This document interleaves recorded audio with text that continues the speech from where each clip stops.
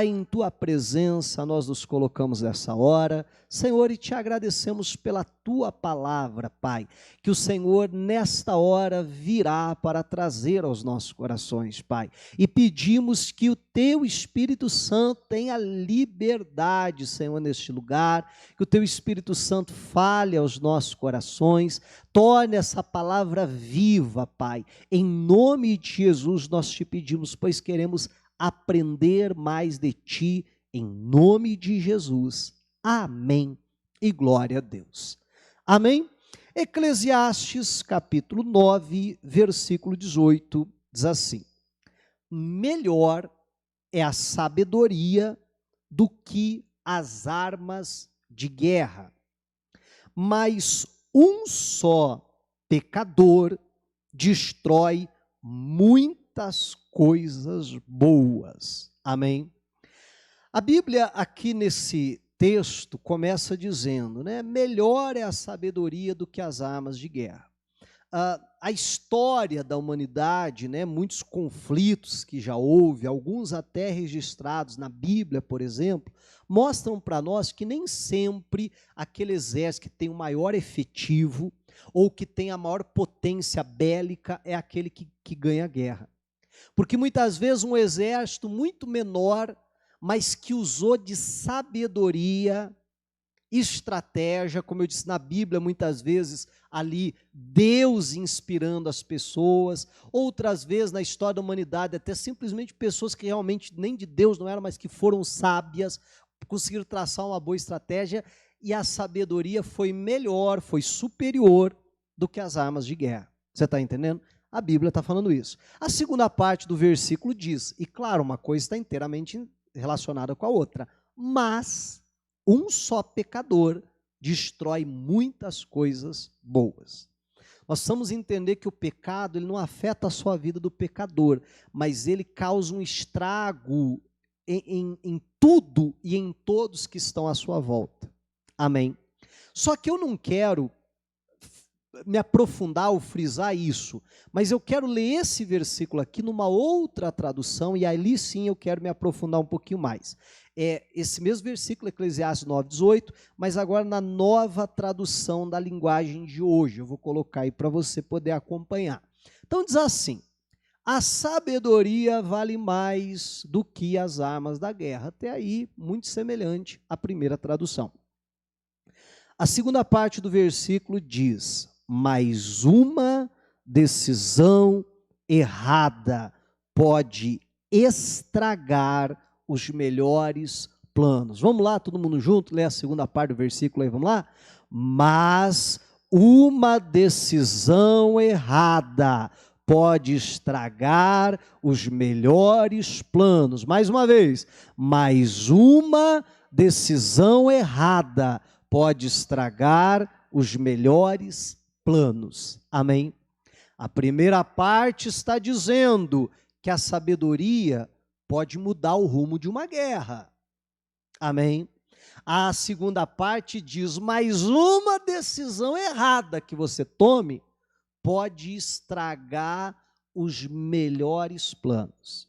E quantas vezes, né, eu creio que a maioria das pessoas fazem isso, começam a traçar para a sua vida os melhores planos que a pessoa possa imaginar.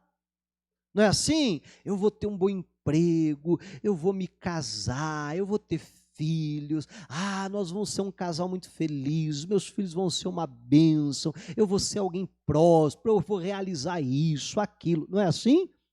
Né? Só que a Bíblia diz que o quê? Uma decisão errada pode estragar os melhores planos. E eu penso que não só os nossos melhores planos, mas eu penso até que os melhores planos que Deus tem para nós. Às vezes Deus traça planos maravilhosos para a nossa vida, e Ele diz, eu sei o que eu penso a respeito de vós, diz o Senhor, pensamentos de paz e não de mal. Então Deus traça para nós os melhores planos, mas uma decisão errada que eu tome pode estragar os melhores planos que Deus tem para a minha vida. E eu penso que isso deve nos causar um temor muito grande. Porque quando a gente toma uma decisão errada e estraga ou os nossos planos, ou até mesmo os planos de Deus, eu não sei se você vai entender o que eu quero dizer, mas a gente fica com um sentimento tão ruim, porque você diz assim, eu jamais vou saber aonde eu poderia ter chegado.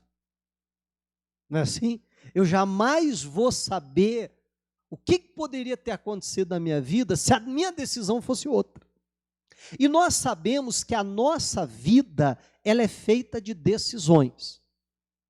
E existem decisões que nós tomamos na nossa vida, que é até o título da mensagem hoje, que são decisões que mudam destinos, ou ainda decisões que definem destinos. Amém? Você sabe que tem decisões na nossa vida, em momentos chaves da nossa vida, aquilo que eu poderia chamar aqui, só para nível da gente entender, grandes decisões que a gente precisa tomar, que mudam o rumo da nossa vida. Amém? Que mudam completamente o nosso amanhã, o nosso destino, inclusive até o nosso destino eterno. Ou não? E então, só que a grande questão é que muitas vezes nós nos deparamos com grandes decisões que nós temos que tomar e sabemos que aquela é uma grande decisão. Sabemos que aquela decisão vai impactar o resto da nossa vida. Mas quantas vezes nós sequer nos damos por conta como aquela decisão pode impactar o nosso futuro? Sequer a gente percebe, porque ela não chega com rótulo, ela chega como uma decisão normal do dia a dia. Você já parou para pensar quantas decisões nós temos que tomar ao longo do dia? Pastor, só que eu já sei, pastor, eu sempre tomo muito cuidado, pastor, para naqueles momentos decisivos da minha vida, naquelas grandes decisões, eu tomar a decisão correta.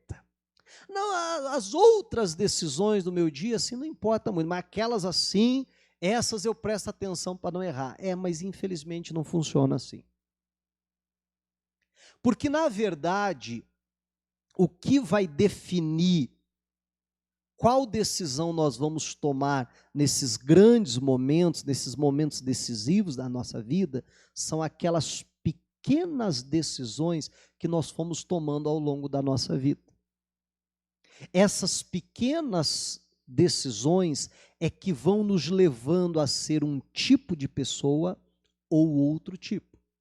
São essas pequenas decisões ao longo do dia a dia, decisões muito simples, é que vão nos levando a estar mais perto de Deus ou estar mais longe de Deus. Mais perto da santidade ou mais longe da santidade. A nos tornarmos pessoas melhores ou pessoas piores. A nos tornarmos pessoas mais prósperas ou pessoas mais miseráveis. A nos tornarmos... e assim vai. Amém? E assim vai.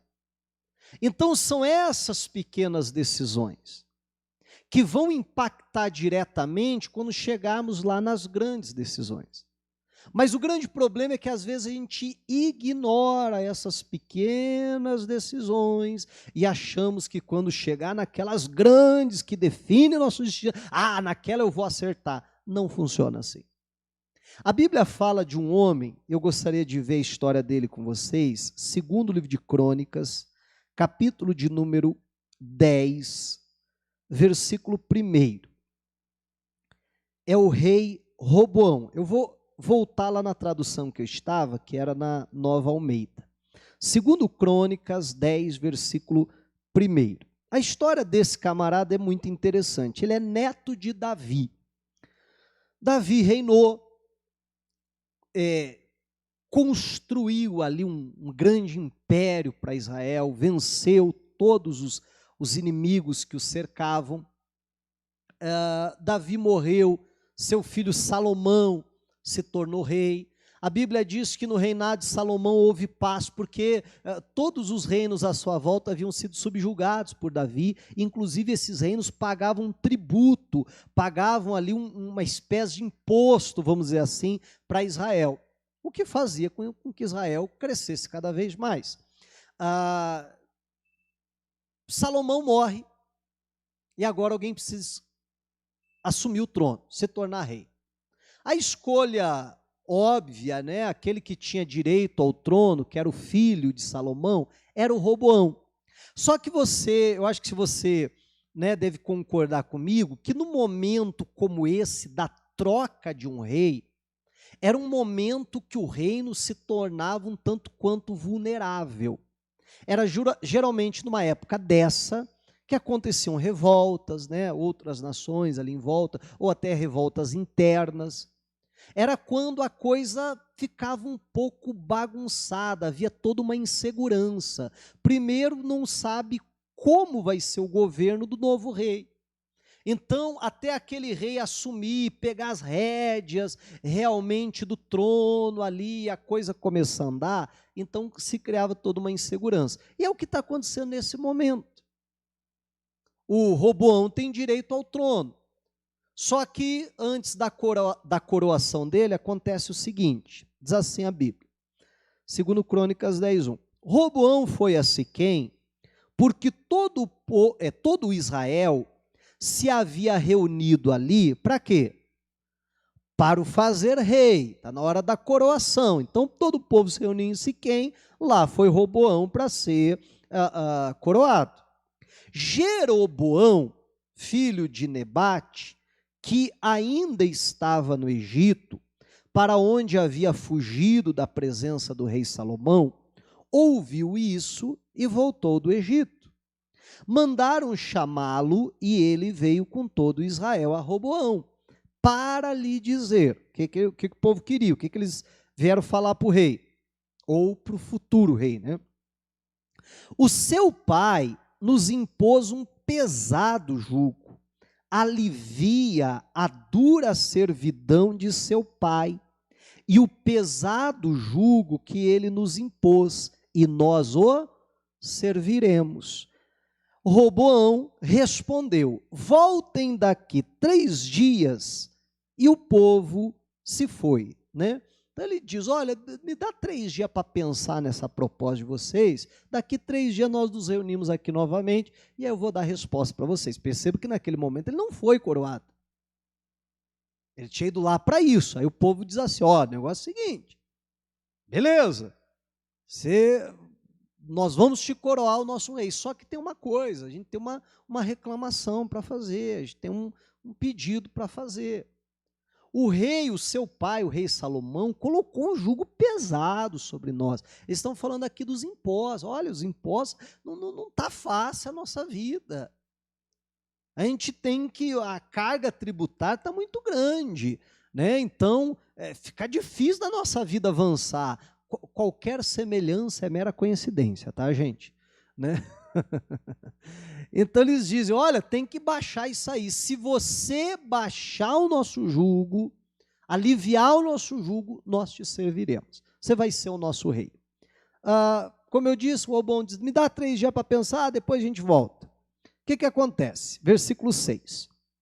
O rei Roboão foi pedir conselho aos anciãos que haviam estado na presença de Salomão, seu pai, quando este ainda vivia, dizendo: como vocês me aconselham a responder a este povo? E eles disseram: se o Senhor for bom com este povo, e lhes agradar, e lhes falar boas palavras, eles se farão seus servos para sempre. Olha só o que a Bíblia diz. Mas Roboão, o que ele fez? Desprezou o conselho que os anciãos lhe tinham dado e foi pedir conselho aos jovens que haviam crescido com ele e o serviam. Gente, olha só. O Roboão, ele vai pedir conselho aos sábios ali, ao que era o conselho de Salomão, os conselheiros, melhor dizendo, de Salomão. Meu irmão, a Bíblia narra a sabedoria de Salomão. Agora, você já parou para pensar os conselheiros de Salomão, você acha que era qualquer um? A rainha de Sabá diz assim, ó, bem-aventurados são os servos que trabalham na tua presença, ó rei Salomão, e que ouvem a tua sabedoria. Ela está dizendo, feliz é a turma que está do teu lado e recebe a sabedoria que Deus te deu. Então aquela turma, primeiro que Salomão não vai colocar qualquer um para lhe aconselhar. Já eram pessoas de uma capacidade tremenda, amém? Sem contar que essa turma, diante de todas as decisões do reino, estavam junto com Salomão. E Salomão chegava lá, e assim que os reis faziam, olha, tem essa situação aqui, o que vocês me aconselham? Eu acho que o senhor deveria fazer isso. Não, eu acho que deveria fazer aquilo. E ele mesmo dava, então, o parecer dele. Olha, nós vamos fazer assim, a decisão vai ser essa, dessa forma. Então, você já imaginou a experiência que esses camaradas tinham? Eles sabiam como que a banda tocava. Eles sabiam como é que a coisa funcionava. Eles conheciam de uma maneira muito profunda todas as questões do reino. E essa turma chega para ele, eu fico imaginando, coçando a cabeça, diz, ô rei, você sabe que o negócio está apertado para o povo mesmo. Você sabe que o povo não está errado, tem razão.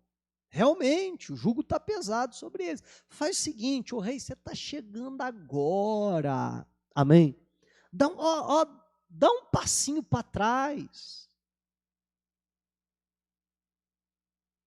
Né? Chega com calma, trata bem esse povo, responda boas palavras para eles.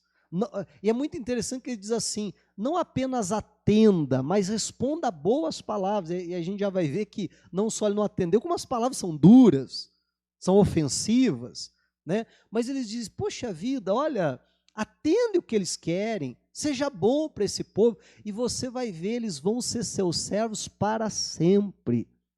Você vai ser conhecido como o rei que diminuiu os tributos, como o rei que diminuiu os impostos, o povo vai te amar. Não é verdade?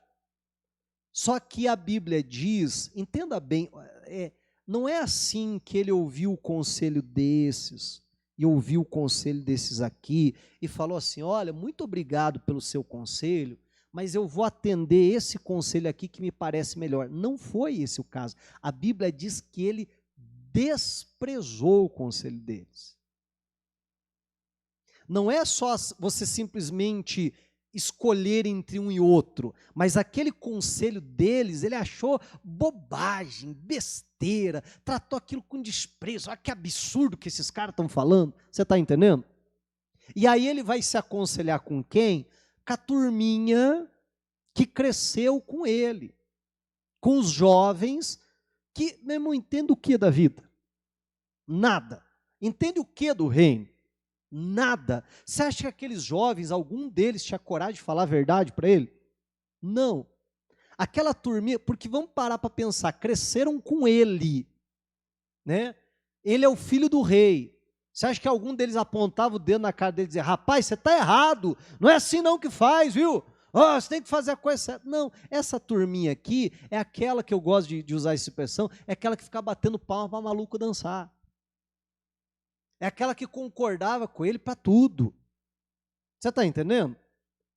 E meu irmão, e tem gente que gosta de ouvir isso, gosta de ouvir alguém para concordar, ainda que seja com o seu erro, mas que tem alguém para concordar. E ele vai para essa turminha. E aí, o que vocês me falam? Aí diz assim, e ele perguntou, o que vocês me aconselham? O que devo responder a este povo que me pediu para aliviar o jugo que o meu pai lhes impôs? E os jovens que haviam crescido com ele responderam, diga o seguinte ao povo que se queixa do pesado jugo que seu pai lhes impôs e que pede para que ele seja aliviado, diga-lhe o seguinte, o meu dedo mínimo é mais grosso que a cintura do meu pai. Assim que se o meu pai lhes impôs um jugo pesado, eu o tornarei ainda mais pesado. Meu pai castigou vocês com açoites, eu vou castigá-los com escorpiões. O ha-ha-ha é acréscimo meu, tá? Esse não está na Bíblia. Mas até cabe um ha-ha-ha aqui no final, né? Aquele de vilão, assim, de desenho.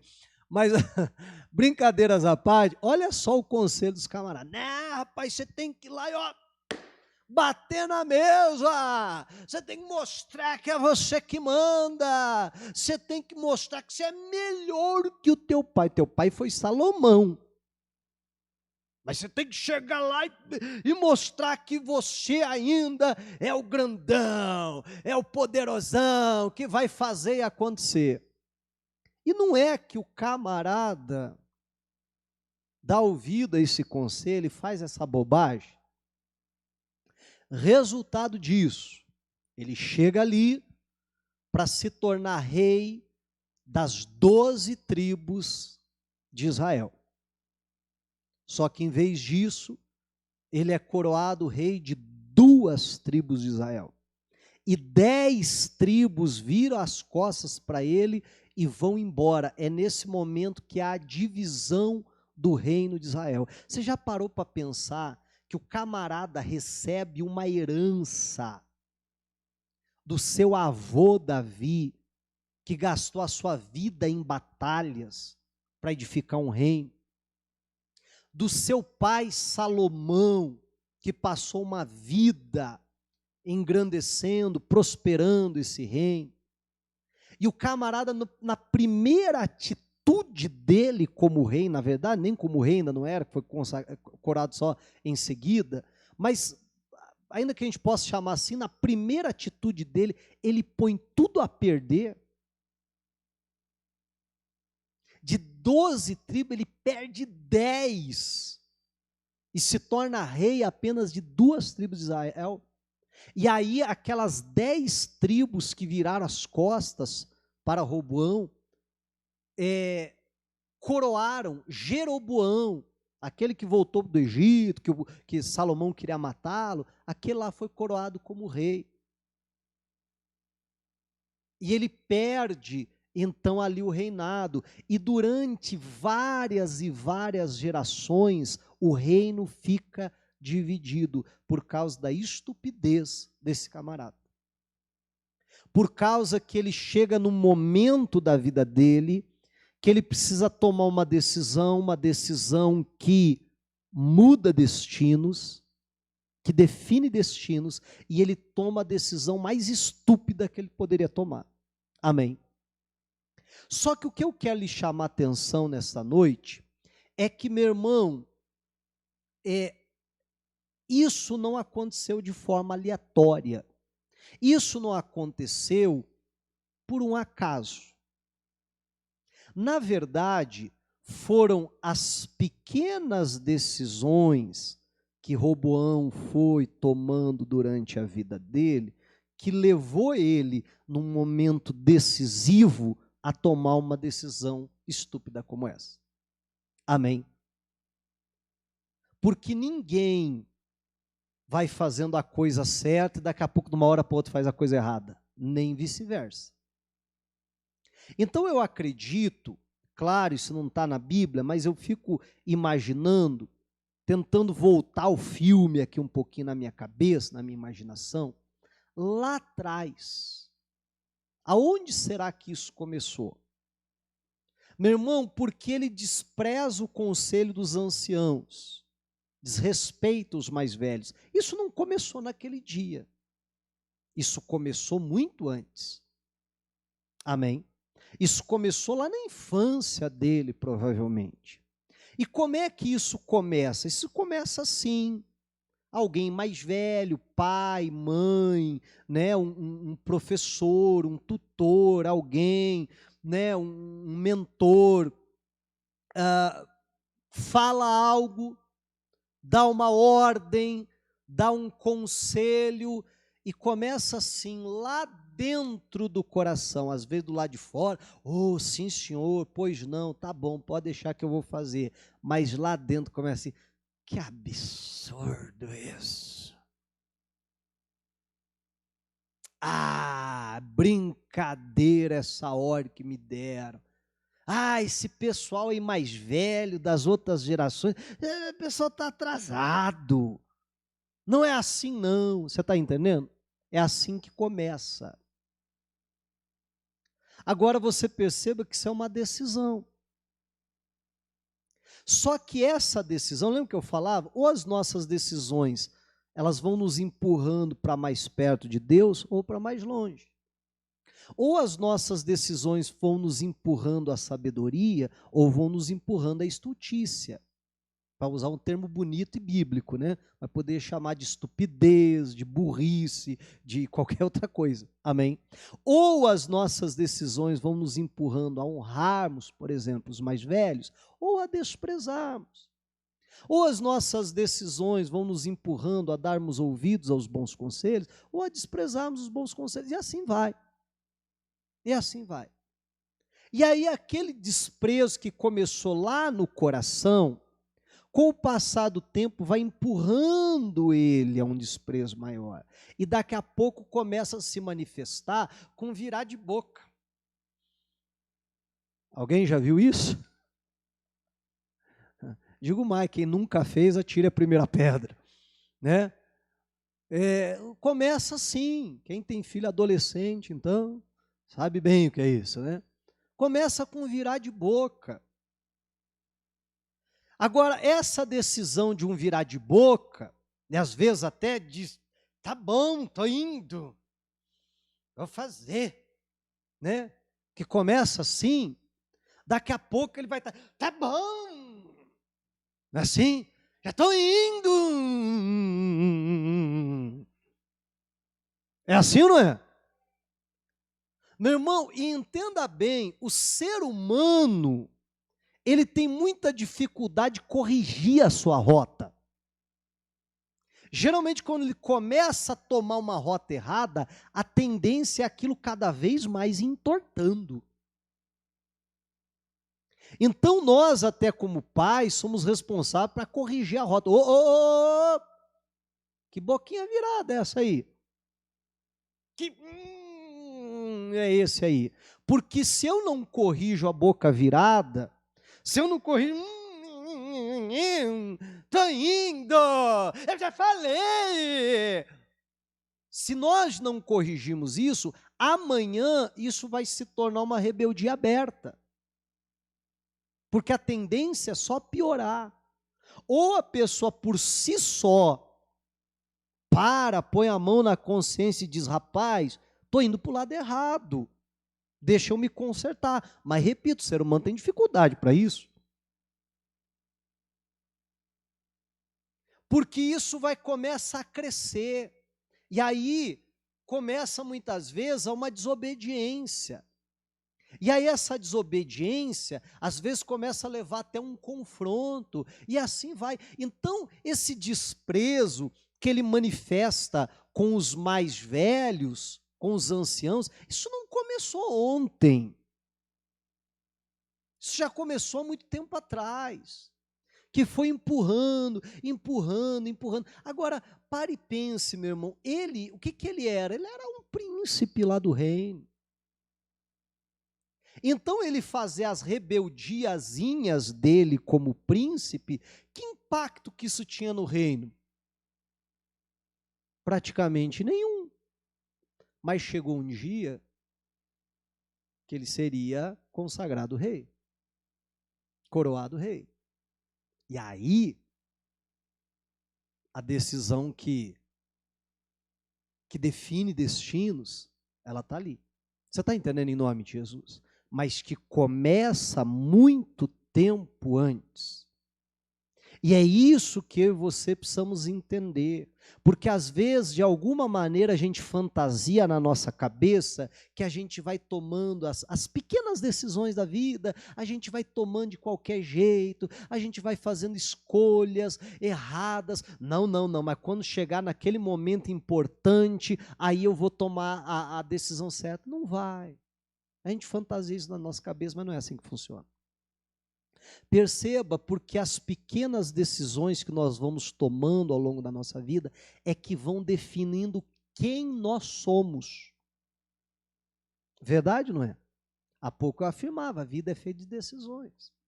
Então são essas pequenas decisões, daí eu vou obedecer ou vou desobedecer, isso vai definindo quem eu sou. Eu vou mentir ou vou falar a verdade? Meu irmão, ninguém se torna mentiroso da noite para o dia. Tudo começa com uma decisão errada, que vem outra, que vem outra, que vem outra. Daqui a pouco a pessoa se torna um perito na mentira. Amém? E assim vai. Então, são essas pequenas decisões que nós precisamos entender. Agora, vamos parar para pensar. Eu vou dar apenas um exemplo bíblico. Sadraque, Mesaque e Abednego. Diante do rei que havia tornado seu império tão grande, a uma proporção global, foi o primeiro império a alcançar isso. Eles, diante dele, o rei havia feito uma estátua, a ordem era: se prostrem, adorem a minha estátua, senão vocês vão ser lançados na fornalha de fogo ardente. E o pessoal está lá, todo mundo se prostra. Eles dizem: nós não. Alguém foi lá e contou para o rei, um X9 lá, dedo duro. Mandam chamar eles. O rei diz: ó, vou dar mais uma chance para vocês, viu? Se a próxima vez que a música tocar, vocês não se prostrar e não adorar a minha estátua, na hora vocês vão ser lançados na fornalha. Eles dizem: ô rei, não precisamos nem de segunda chance.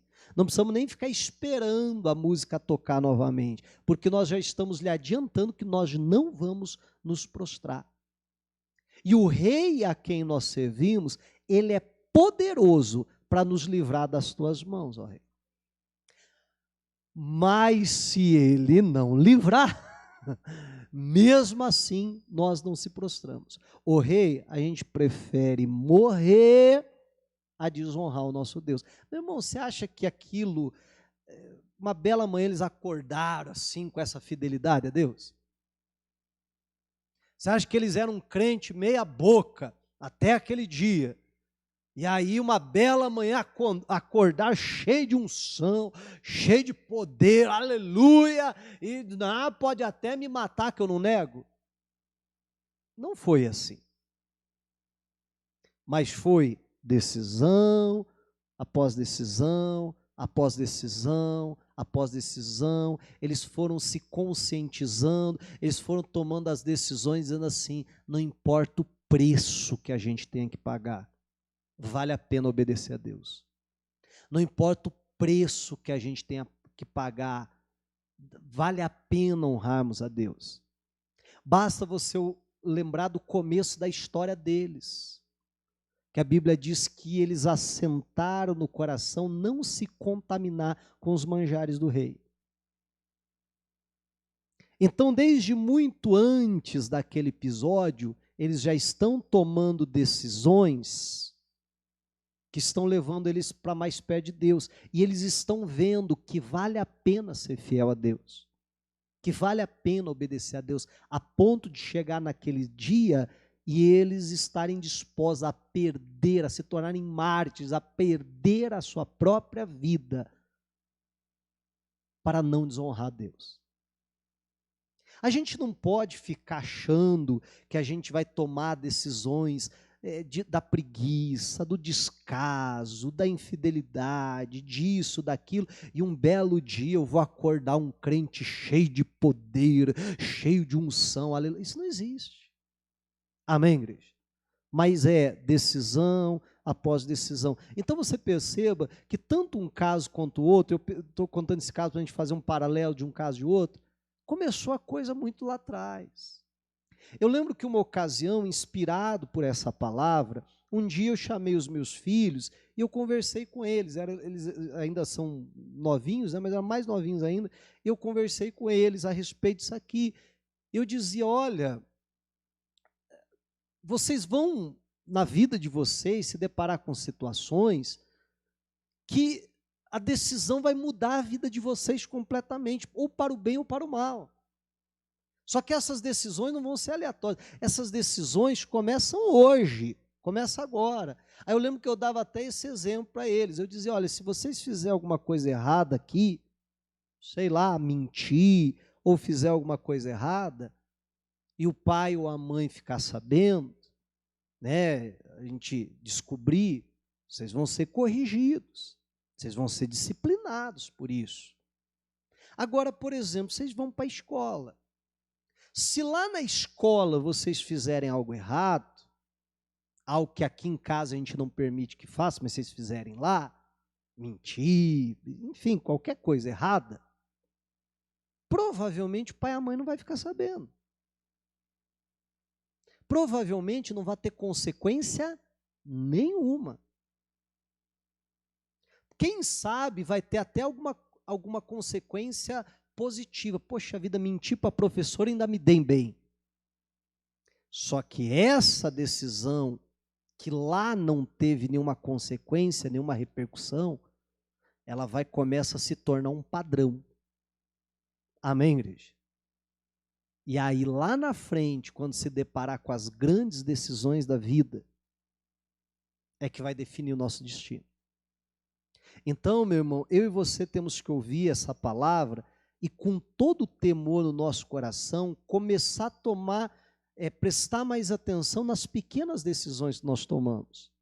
Aqui, agora, você tomou a decisão de vir para a igreja, tem gente que tomou a decisão de ficar em casa.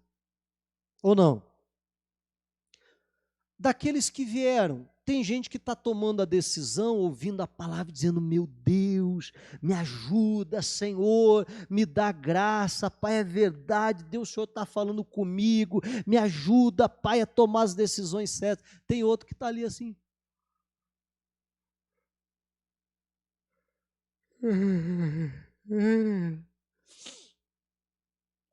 Que hora que acaba mesmo? Não é verdade? Não é uma decisão? Tem outro que está ouvindo isso na defensiva e dizendo, mas também não é bem assim, porque veja só, eu penso diferente, eu acho que... E às vezes a gente não está meio assim? Né? Então, olha só, tudo isso são decisões. Perceba que nem necessariamente não foi nem algo que saiu para fora ainda. Às vezes simplesmente está aqui dentro de nós. Mas são decisões. Talvez em um culto, talvez não cause tanto reflexo assim na sua vida. Mas o grande problema é que isso vai tornando um padrão. Se você está aí pensando o que vai comer de janta, provavelmente você vai chegar domingo que vem e vai estar disperso também. E aí mais um culto, e mais outro, e mais um, e daqui a pouco você está frio na fé. Daqui a pouco você diz assim, para a igreja para quê? Meu Deus, é muito chato lá para a igreja. Verdade, não é? E aí vai trazer impactos na sua vida? Não há dúvida. Então você perceba como são essas, sabe, pequenas decisões é que vão fazer toda a diferença lá na frente. E uma frase que eu gosto de dizer é que ninguém pode reclamar da sua vida, ninguém pode reclamar daquilo que está vivendo, ninguém pode reclamar. Porque, meu irmão, aquilo que nós estamos vivendo hoje foi onde as nossas decisões nos trouxeram, para bem ou para mal. Pastor, minha vida está uma bênção, está tudo maravilhoso. Glória a Deus. Sinal que você tem tomado mais boas decisões do que ruins. Amém. Pastor, a minha vida.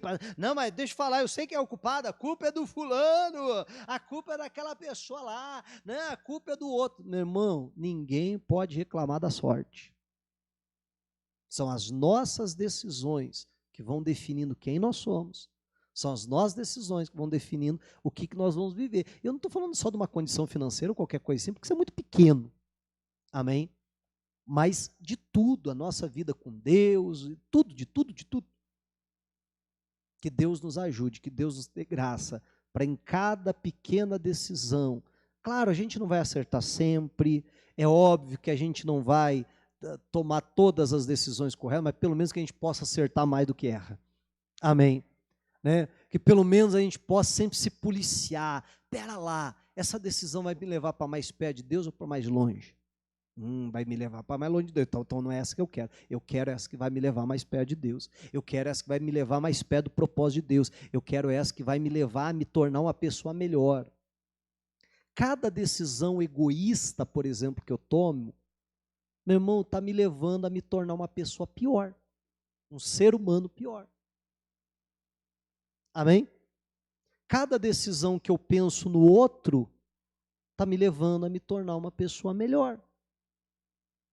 E assim vai. Eu acho que nessa altura do campeonato você já entendeu. Então, que nós possamos entender que há decisões, sim, que mudam completamente o nosso futuro. Mas essas decisões, elas dependem daquelas pequenas decisões do dia a dia. Amém? Diga a glória a Deus e vamos aplaudir a Jesus.